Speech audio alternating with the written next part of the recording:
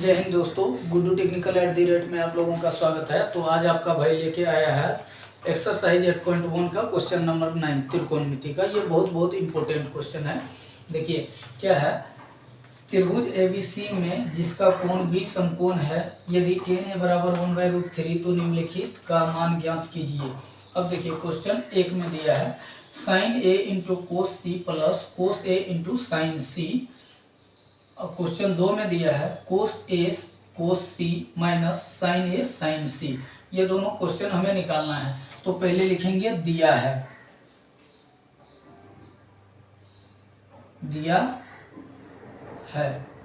क्या दिया है, त्रिभुज ABC समकोण,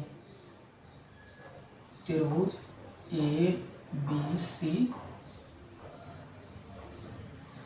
समकोण ये दिया है। और क्या दिया है, tan A बराबर 1/√3 ये दिया है। अब रचना लिखेंगे। रचना क्या करेंगे, एक त्रिभुज बनाएंगे ABC, एक त्रिभुज बना लिए ABC जिसमें कोण B समकोण है। तो जहाँ 90 डिग्री है वहाँ क्या डाल देंगे, B डाल देंगे। ये समकोण हो गया कोण B। उसके बाद यहाँ डाल देते हैं A, यहाँ B, यहाँ A डाल सकते हैं, यहाँ B अपना मन है, जहाँ मन हो डाल सकते हैं। अब देखिए ये एक त्रिभुज बन गया। अब क्या बोला है कि tan A बराबर 1/√3 मतलब tan थीटा। A जो है ये tan का थीटा है। तो यहाँ tan A बराबर 1/√3 दिया है। तो देखिए जहाँ थीटा वहीं आधार, ये पिछले लेक्चर में हम बता चुके हैं। तो अगर यहाँ थीटा है तो यहीं क्या हो गया, आधार हो गया। तो tan थीटा के लिए, tan A के लिए ये आधार हो गया, ये लंब हो गया। और tan थीटा बराबर फार्मूला क्या बताया आपको, tan थीटा बराबर होता है P/B मतलब लंब बटे आधार। तो यहाँ जब आधार हो गया तो ये क्या हो गया, आधार देखिए लंब बटे आधार। तो आधार का मान क्या हो गया, ये P/B होता है। tan थीटा बराबर क्या होता है, P/B। तो हम इसको ऐसे लिख सकते हैं। देखिए यहाँ पे सॉल्व करते हैं हम, ये त्रिभुज यहाँ रहने देते हैं। अब देखिए क्या दिया हुआ है, ये tan थीटा। tan A को हम क्या लिख सकते हैं, tan थीटा बराबर क्या होता है, लंब बटे आधार। ठीक, तो लंब बटे आधार बराबर क्या दिया हुआ है, 1/√3 ये दिया हुआ है। तो देखिए यहाँ tan A यहाँ थीटा, तो यहीं आधार, तो ये क्या हो गया, आधार मेरा क्या है, √3। तो ये AB बराबर क्या हो गया, ये √3 हो गया। अब यहीं से कंपेयर कीजिए, यहाँ आधार, ये आधार है, तो ये क्या हो गया, लंब हो गया मेरा। और लंब कितना है, 1, तो यहाँ लिख देंगे 1। ये मेरा tan थीटा से निकल गया ये दो मान। अब हमें h तो पता नहीं है, चूंकि यहाँ साइन थीटा भी पूछा है, तो साइन के लिए h भी चाहिए। तो सबसे पहले ये हम निकालेंगे h मतलब हिपोटेन्यूस मतलब कर्ण। तो अब देखिए यहाँ से लिखेंगे, यहाँ से इसको निकालना है इस भुजा को, तो AB² लिख सकते हैं, या AB बराबर, देखिए AB बराबर, इसको कर्ण बोलते हैं, या ऐसे भी लिख सकते हैं आप, कर्ण बराबर √अंडर लंब स्क्वायर प्लस आधार स्क्वायर, ये होता है फार्मूला। तो अब देखिए यहाँ से फार्मूला को आप पुट कीजिए। तो लंब कितना है, 1 है, 1 का स्क्वायर करेंगे, प्लस आधार कितना है, √3 है, तो √3 का स्क्वायर करेंगे। तो स्क्वायर से रूट कैंसिल हो जाता है। अब देखिए तो यहाँ 1 का स्क्वायर करेंगे तो 1 बचेगा, प्लस 3 का स्क्वायर कर, ये स्क्वायर से तो रूट खत्म हो गया, यहाँ सिर्फ 3 बचा, तो 3। अब देखिए इसको हम लिख सकते हैं √4, 3 1 4, और 4 को लिख सकते हैं हम 2 × 2। और जब 2 टाइम्स रहता है अंदर में तो 1 टाइम्स बाहर आ जाता है, तो ये 2 बाहर आ गया, तो इतना निकल गया। तो ये h बराबर कितना निकला, कर्ण बराबर 2, ये h बराबर निकला। ठीक, तो यहाँ ये कितना निकला, 2। अब जब हम यहाँ तक हमको पता हो गया, अब यहाँ पे चलेंगे क्वेश्चन पे।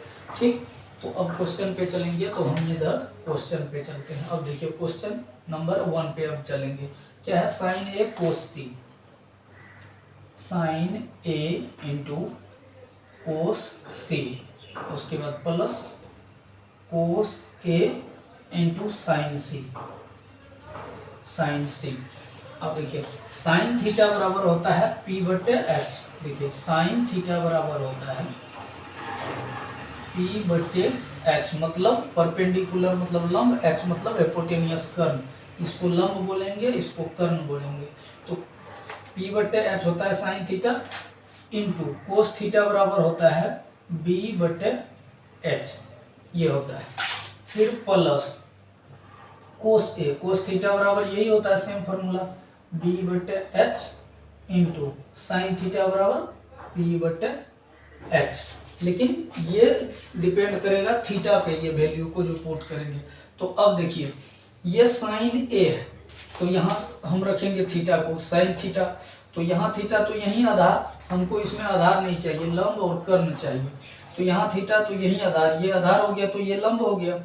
यहाँ देखिए क्या है, लंब बटे कर्ण, तो लंब कितना है 1, तो लिखेंगे 1 बटे कर्ण, कर्ण कितना है 2, हिपोटेनियस इसी को बोलते हैं एच, एच कितना है 2, तो लिखेंगे 2, बीच में गुना है गुना देंगे। अब चलेंगे कोस पे, कोस सी, तो सी के जगह पे थीटा लाएंगे ए बी सी, सॉरी यहाँ सी होगा, ये सी है। अब देखिए अब सी पे थीटा को लाएंगे, यहाँ थीटा को रखेंगे। जब यहाँ थीटा रखेंगे तो यही आधार बन जाएगा और ये आधार हो गया। तो हमें यहाँ तो आधार चाहिए, कोस थीटा बराबर क्या होता है B बटे एच, यहाँ B चाहिए, हमें आधार चाहिए बेस। तो यहाँ थीटा तो यही आधार, तो आधार कितना है मेरा 1, तो लिखेंगे 1 अब बटे एच, एच तो सेम ही रहेगा 2, ये हो गया 2। अब देखिए प्लस, अब फिर इस साइड चलेंगे, कोस ए, ए के पास थीटा को लाएंगे। जब यहाँ हम थीटा ले लिए कोस के पास, कोस ए के पास, तो ए थीटा बन गया। तो यहाँ थीटा तो यही आधार, तो ये आधार हो गया। और कोस थीटा में हमको क्या चाहिए, आधार चाहिए, आधार बटे कर्ण होता है फॉर्मूला कोस थीटा का। तो यहाँ थीटा तो यही आधार, तो आधार का मान कितना हो गया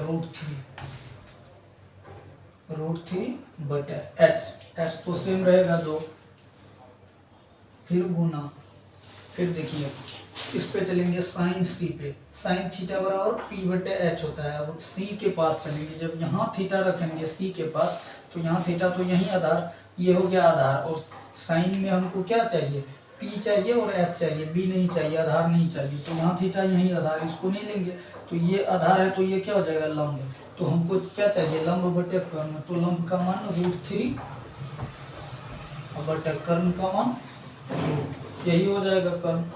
ठीक, अब देखिए तो इसको लिखेंगे 1 इंटू 1 हो जाएगा, अब बटे 2 इंटू 2 4 हो जाएगा, प्लस √3 गुना √3 3 हो जाएगा, और 2 गुना 2 4 हो जाएगा। ठीक, अब इसका एलसीएम लीजिए, तो 4 और 4 का एलसीएम 4 हो जाएगा, 4 4 कट गया तो 1, अब प्लस 4 4 कट गया तो 3, अब 3 प्लस 1 कितना हो गया 4, अब बटे में भी 4, 4 4 कट गया तो बराबर कितना बचा 1, ये हो गया मेरा आंसर। ठीक, ये हो गया मेरा आंसर।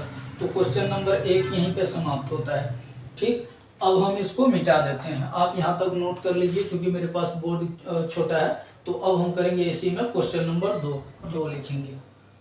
क्वेश्चन नंबर 2 क्या कहता है, कोस ए इंटू कोस सी माइनस साइन ए इंटू साइन सी, ये है क्वेश्चन। अब देखिए इसमें भी सेम वैसा ही बनाना है। देखिए कोस ए, या तो आप ऐसे भी बना सकते हैं। देखिए कोस ए, तो यहाँ पे थीटा रखेंगे, तो यहाँ थीटा तो यही आधार, और ये क्या हो जाएगा लंब। लेकिन आपको फॉर्मूला हमेशा याद रखना पड़ेगा, कोस थीटा बराबर क्या होता है B बटे एच होता है, मतलब आधार, B मतलब आधार और H मतलब कर्ण। तो कर्ण इसका क्या होता है, कोस थीटा बराबर आधार बटे कर्ण। ठीक, तो एक बार इधर देखिए आधार है, कोस है, दोनों कोस ही है, तो दोनों आधार बटे कर्ण ही आएगा। तो एक बार आप याद करने के लिए ऐसे फॉर्मूला लिख लीजिए, आधार बटे कर्ण, ये होता है कोस थीटा का। और इधर साइन थीटा, तो P बटे एच होता है, मतलब लंब बटे